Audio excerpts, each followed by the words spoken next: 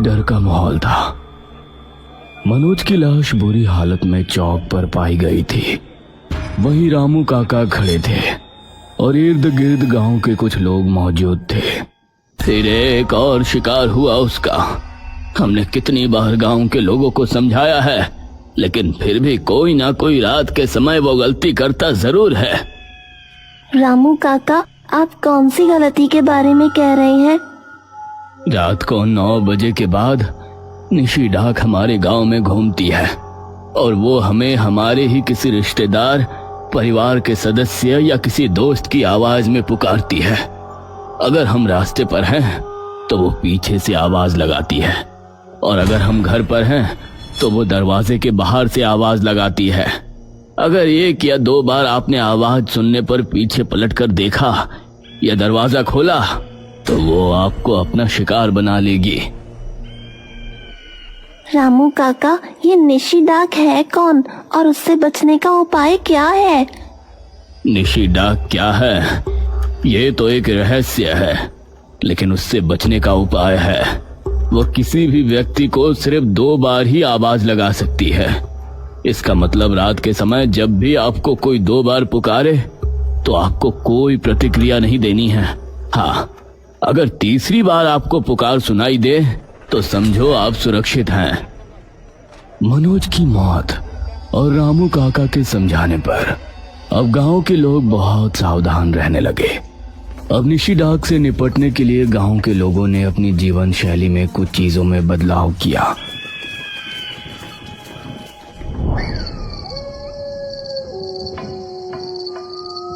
रात 9 बजे से पहले रोजाना 1 घंटा बजा दिया जाता। 9 बजने में 15 मिनट बाकी है, सभी लोग अपने अपने घरों को पहुंच जाएं।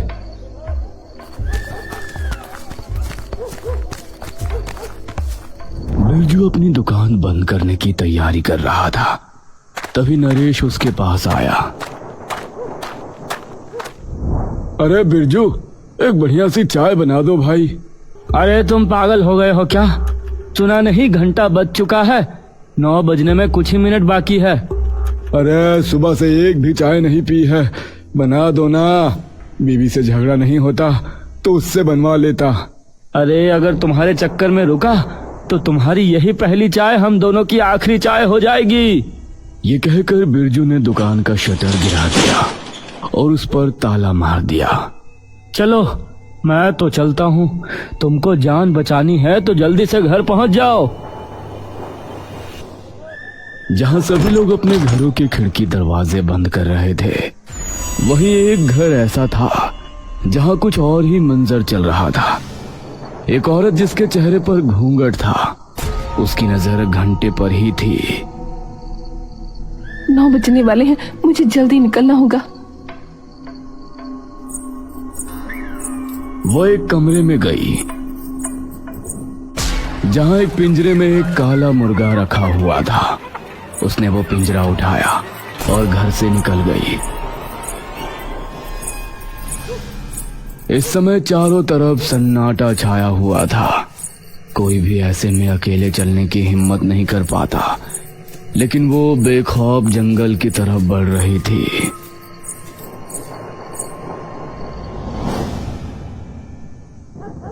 चलो मैं भी घर को चलता हूँ। अब यहाँ रहूंगा तो निशी डाक मुझे मार डालेगी। अब तो घर जाकर बीवी को ही मनाना पड़ेगा। इस तरफ उसकी बीवी भी परेशान हो रही थी। आज तो मैंने कुछ ज्यादा ही झगड़ा कर लिया। काश उनको रोक लेती तो इस तरह परेशान नहीं होना पड़ता। अरे बिमला, दरवाजा खोलो। विमला ने झट से दरवाजा खोल दिया और जैसे ही उसने सामने देखा तो उसकी आंखें खौफ से फट पड़ी।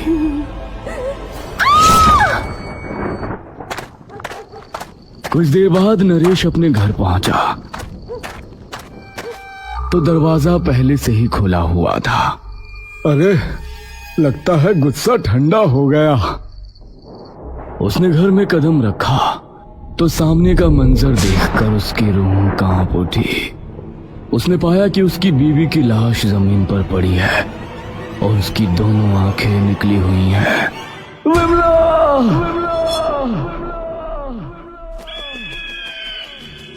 गांव के लोग अब जितनी हो सके उतनी सावधानी बरत रहे थे, लेकिन सभी बहुत डर में जी रहे थे।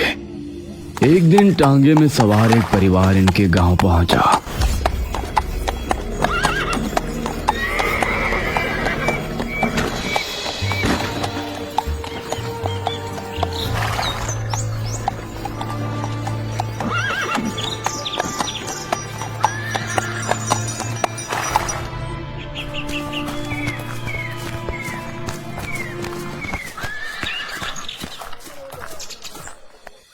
मैं इस गांव का सरपंच हूँ।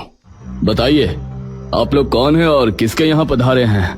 जी, मेरा नाम मुरली है और ये मेरी पत्नी निर्मला, ये मेरा भाई राकेश और ये है मेरा बेटा चिंकू।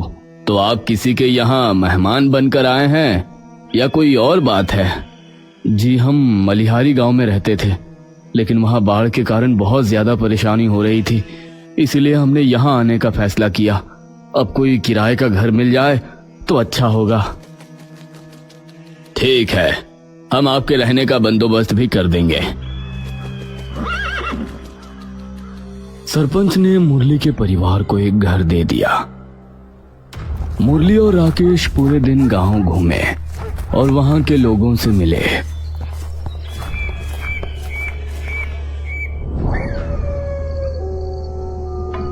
और रात को ये दोनों चौक पर कुछ आदमियों के साथ बैठे थे। तभी अरे भागो, 9 बज गए। अरे क्या हुआ? 9 बज गए तो? अरे तुमको पता नहीं क्या, 9 बजे हमारे गांव में निशी डाक मंडराती है। उस आदमी ने निशी डाक के बारे में मुरली और राकेश को सब बताया।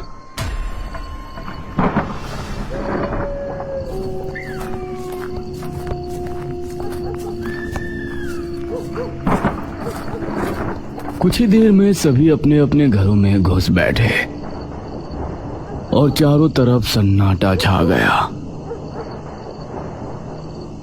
बड़े अजीब लोग हैं, जो भी बोला मेरे तो सर के ऊपर से चला गया।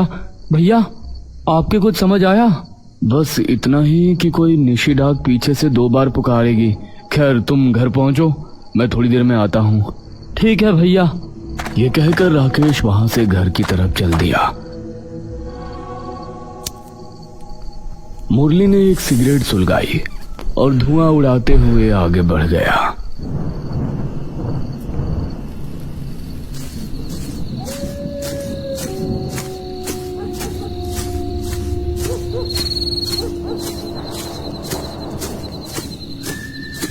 कितना शांत खूबसूरत गांव है, बेकार में अफवाह फैला रहे थे। तभी उसको एक आवाज सुनाई दी। अरे भैया, आप भी घर चलिए, भाभी ने आपको बुलाया है। अरे राकेश, तुम घर पहुंचो, मैंने कहा ना मैं बाद में आऊंगा। भैया, मैंने भाभी से कहा कि भैया अभी नहीं आने वाले, लेकिन वो फिर भी आपको बुला रही हैं। अरे राकेश, तुम घर जाओ, मैं नहीं आ रहा। तभी मुरली का मोबाइल बजा। उसने देखा तो ये कॉल निर्मला की थी। हेलो। हाँ जी, आप दोनों कहाँ हो? नहीं राकेश भैया है, नहीं आ पा रहे हो? अरे लेकिन राकेश तो अभी मेरे पास आया था और वो कह रहा था तुमने उसे मुझे बुलाने के लिए भेजा है। ये आप क्या कह रहे हैं? राकेश भैया तो मेरे पास पहुंचे ही नहीं। तभी मुरली का माथा ठनका और उसने पलटकर देखा तो दूर दूर तक उसके अलावा कोई नहीं था। कहीं गांव के लोगों की बात सच तो नहीं? ठीक है, मैं अभी घर आ रहा हूँ। तभी उसे छन छन की आवाज सुनाई देने लगी। उसने उस तरफ देखा तो उसे वही घूंघट वाली औरत नजर आई। आज भी उसके हाथ में एक पिंजरा था जिसके अंदर काला मुर्गा बंद था। ये औरत इतनी रात में कहाँ जा रही है? कहीं यही तो निशी डाक नहीं है? मुरली उसके पीछे हो लिया। वो काफी दूर से उसका पीछा कर रहा था।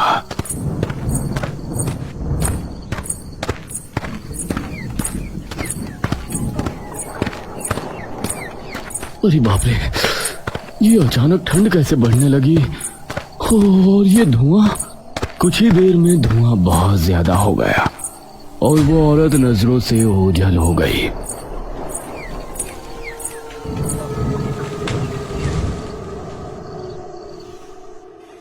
इस तरफ निर्मला घर पर चिंकू के साथ थी। तभी दरवाजे पर दस्तक हुई। अरे भाभी, दरवाजा खोलिए। कौन? राकेश, आती हूँ। ये कहते हुए निर्मला अपनी जगह से उठी। मम्मी, मुझे एक गिलास पानी दीजिए ना। अभी देती हूँ बेटा। निर्मला चिंकू के लिए पानी लेने के लिए किचन में पहुंची। तभी फिर से आवाज आई। अरे भाभी जी, इतना समय क्यों लगा रही हो, खोलिए ना। निर्मला को दूसरी आवाज सुनाई दी। उसने जल्दी से चिंकू को पानी दिया। उसके बाद वो दरवाजे की तरफ बढ़ी रही थी। तभी दरवाजा खुला और मुरली और राकेश घर में दाखिल हुए। अरे राकेश, दरवाजा खुला था तो तुम इतनी देर से आवाज क्यों लगा रहे थे? अरे हमने तो कोई आवाज नहीं लगाई, हम तो अभी आए हैं। अगर तुम अभी आए हो तो फिर जो मैंने पुकारें सुनी वो किसकी थी? निर्मला, मुझे लगता है कि वो निशी डाक होगी जिसके बारे में गांव के लोग बातें कर रहे थे। उसने मुझे भी राकेश की आवाज में 2 बार पुकारा था। शुक्र है कि हम लोग उसका शिकार नहीं बने। मुरली अभी भी उस औरत के बारे में ही सोच रहा था जो धुएं में ही कहीं गायब हो गई थी।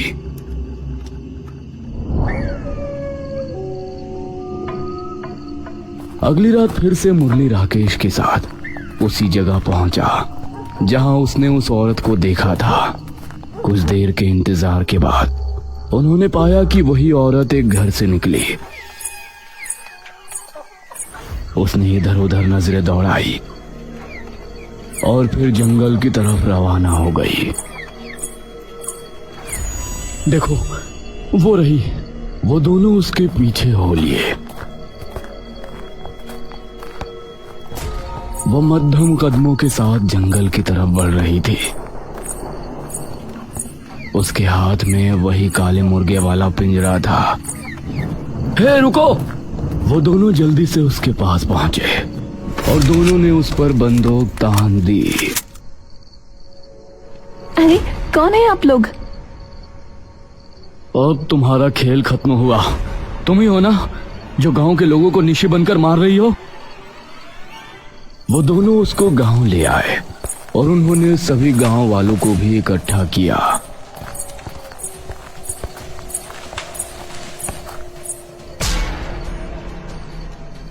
अरे मुरली, तुम्हारे पास ये पिस्तौल कहां से आई और कौन है ये औरत?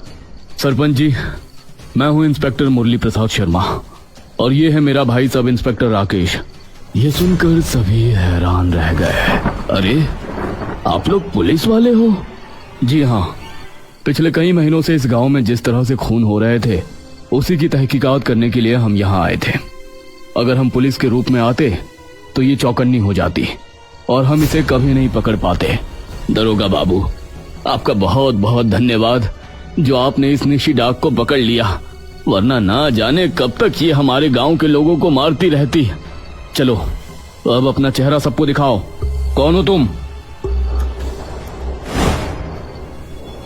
अरे ये तो मधु है, हम जिसे अनाथ लाचार लड़की समझ रहे थे, असल में यही निशी डाक थी। मधु के पास कोई जवाब नहीं था। मुरली ने मधु को अपने घर में बंद कर दिया और गांव के लोगों को सूचित किया। परसों हमें और इसे लेने के लिए पुलिस वैन आ जाएगी। अब आप लोग खतरे से बाहर हैं। अब सभी गांव के लोग खुश थे। रात होने पर अब किसी के भी चेहरे पर डर का नामो निशान नहीं था। सभी खुशी खुशी अपना काम कर रहे थे। अरे बिरजू काका, जरा एक मस्त चाय बना दो।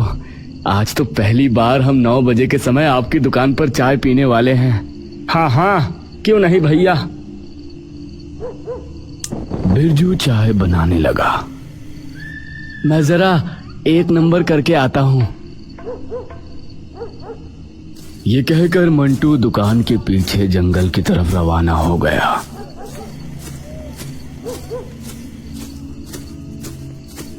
अरे मंटू, कहाँ जा रहे हो? यह आवाज सुनकर मंटू के चेहरे पर मुस्कान छलक आई। उसने पलटकर देखा।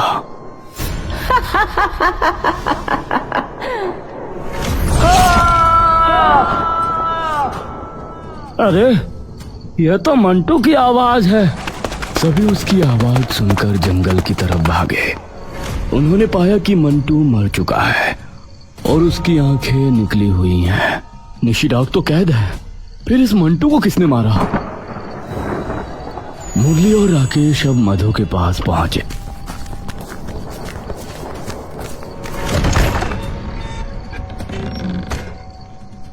तुम हमसे क्या छुपा रही हो?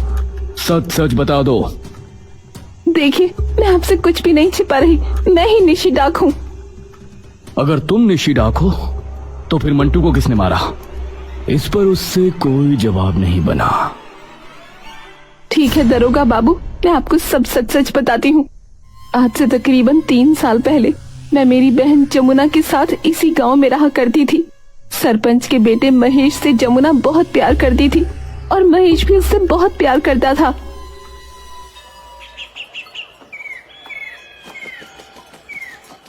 महेश, हम कब तक ऐसे मिलते रहेंगे? अब तो हमें शादी कर लेनी चाहिए। हाँ मेरी जान, हम शादी जरूर करेंगे। तो आप अपने पिताजी से बात क्यों नहीं करते? कब तक हमें ऐसे घुमाते रहेंगे? अरे हाँ हाँ जमुना, मैं बात करूंगा। तुम घबराती क्यों हो? कई दिन महीने ऐसे ही गुजर गए, लेकिन महेश ने सरपंच जी से बात नहीं की। महेश, आप आखिर कब बात करेंगे? अब तो हम दोनों एक भी हो चुके हैं। जमुना, मुझ पर भरोसा रखो। तभी सरपंच वहां आ पहुंचा। ये सब क्या चल रहा है? पिताजी, तुम इस लड़की से इश्क लड़ा रहे हो जिसकी ना जात पता ना ही इसकी बाप का। नहीं पिताजी, मैं तो इसको यही समझा रहा था कि हम इससे शादी नहीं कर सकते। ये बेवजह हमारे गले पड़ रही है। ये सब सुनकर जमुना के दिल को बहुत ठेस पहुंची। उसने कुछ गांव के लोगों को भी इकट्ठा किया जिन्होंने इनको साथ में देखा था। बताओ भैया, हम दोनों आपकी दुकान पर कई बार चाय पीने आया करते हैं ना? नहीं सरपंच जी, हमने इसे भैया के साथ कभी नहीं देखा। उन दोनों ने झूठी गवाही दी और इस पर सरपंच को गुस्सा आ गया। तू मेरे बेटे को बदनाम करना चाहती थी, अब मैं तुझे इसकी सजा जरूर दूंगा। निकल जा यहाँ से। उन्होंने सरपंच के हाथ पैर जोड़े और जमुना को समझा बुझाकर घर ले आए। लेकिन जमुना बहुत सदमे में थी।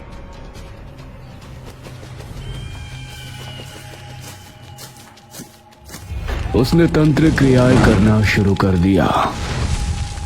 दीदी, आप ये सब क्या कर रही हो? ऐसा करने से कोई फायदा नहीं होने वाला। नहीं, मैं अपना बदला लेकर रहूंगी। उसी समय सरपंच वहां आ पहुंचा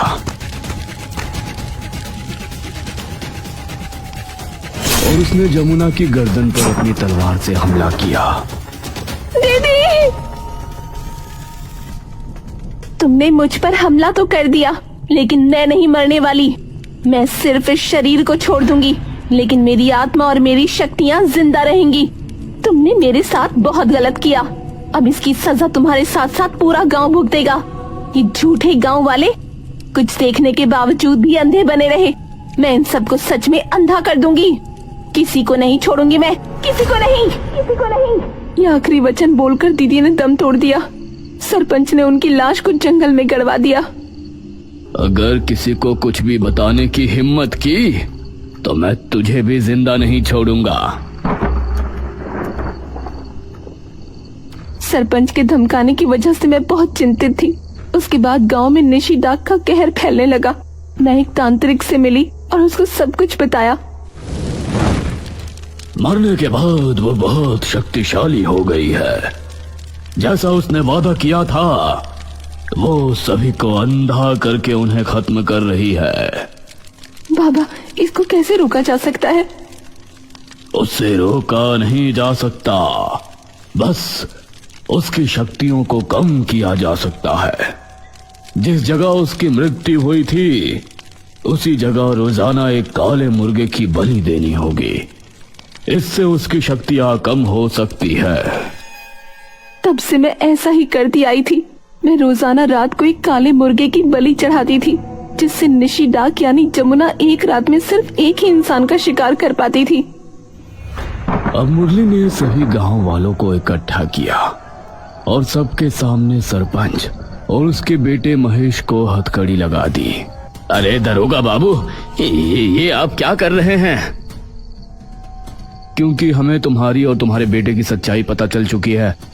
तुमने जमुना को मारा और अपना बदला लेने के लिए वो मरने के बाद निशी डाक बन गई। ये सुनकर सभी गांव वाले हैरान रह गए। मुरली ने अब जमुना की पूरी दास्तान गांव वालों को कह सुनाई। दरोगा बाबू, हम आपके आभारी हैं कि आपने हमें सच से रूबरू कराया। इन दोनों को कड़ी से कड़ी सजा दिलवाइएगा। वो तो हम करेंगे ही रामू काका। फिलहाल आज रात हम निशी डाक को हमेशा हमेशा के लिए खत्म करने वाले हैं। उसके बाद ही हम यहाँ से जाएंगे। मधु, तुम हमें उस तांत्रिक के पास लेकर चलो जिसने तुमको वो उपाय बताया था। मुरली ने सरपंच और महेश को उन्हीं के घर में बंद कर दिया। फिर मधु उनको लेकर तांत्रिक बाबा के पास पहुंची।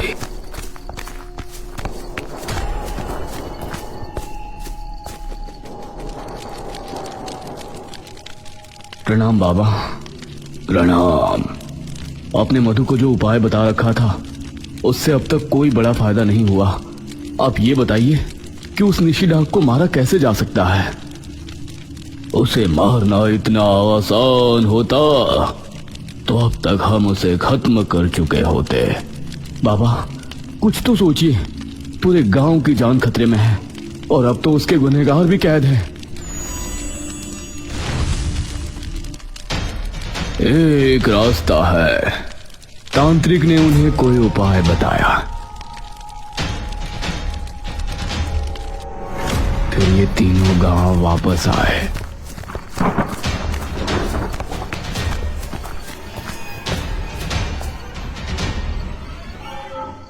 कोई भी गांव का आदमी 9 बजे के बाद घर से बाहर नहीं निकलेगा।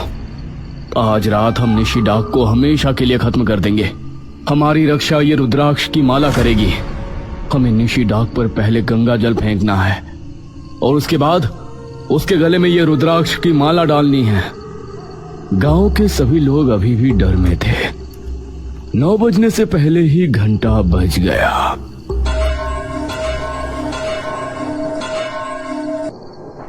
चलो चलो, सब अपने अपने घरों को चलो।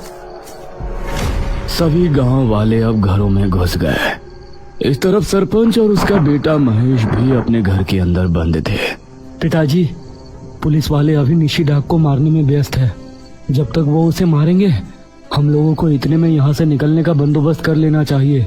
हाँ बेटा, कह तो ठीक रहे हो, लेकिन हम भागे तो भागे कहाँ से? महेश ने इधर उधर देखा और एक खिड़की पर उसकी निगाह ठहर गई। पिताजी, हम इस खिड़की को तोड़कर भाग सकते हैं। इस बंधे हाथों से कैसे तोड़ेंगे इसे? कुछ तो करना ही पड़ेगा पिताजी।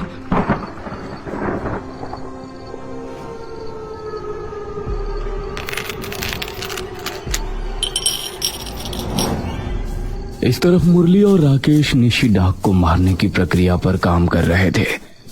राकेश निशी डाक की तलाश में गांव के एक गली से गुजर रहा था। मुरली भैया, आप कहाँ हो? दूसरी तरफ मुरली भी इसी तरह सड़क पर टहल रहा था। राकेश, तुम कहाँ हो?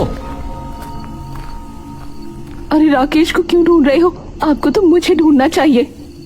मुरली को एक बार आवाज आई और उसके दिल की धड़कनें तेज हो गईं। वो चुपचाप खड़ा हुआ था और दूसरी आवाज का इंतजार कर रहा था। मुरली, आप मेरे पास क्यों नहीं आते? मैं यहाँ हूँ, आपके ठीक पीछे। ये सुनकर मुरली ने अपने हाथ में पकड़ा गंगा जल का कलश कसकर पकड़ा और पकड़ते ही सारा पानी सामने की तरफ उछाल दिया।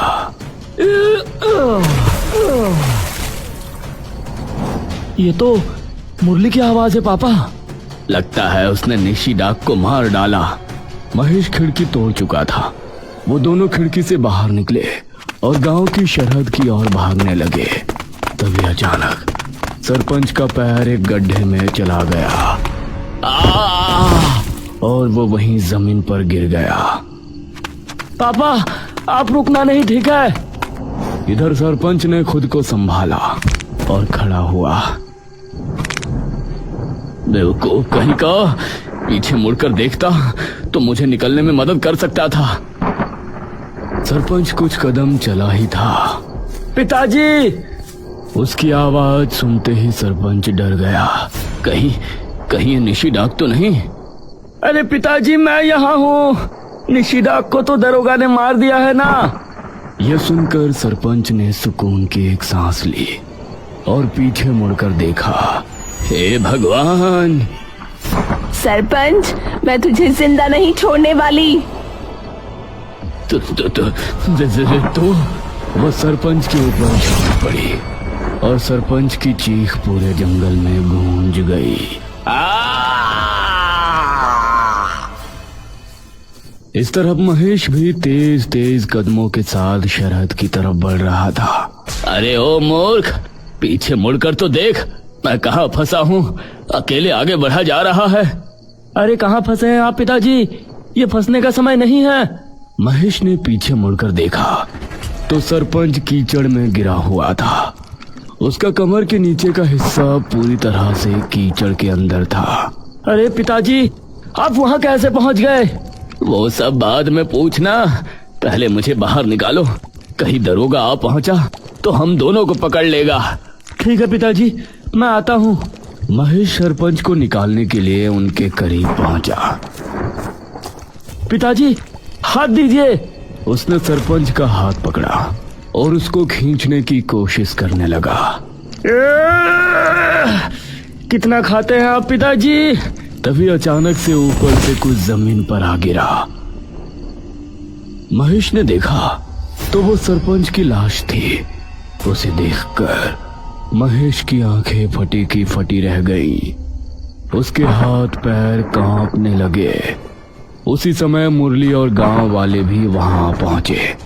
अब महेश ने फिर से उस तरफ देखा जिसे वो कीचड़ से निकालने की कोशिश कर रहा था, तो वो निशी डाक ही थी।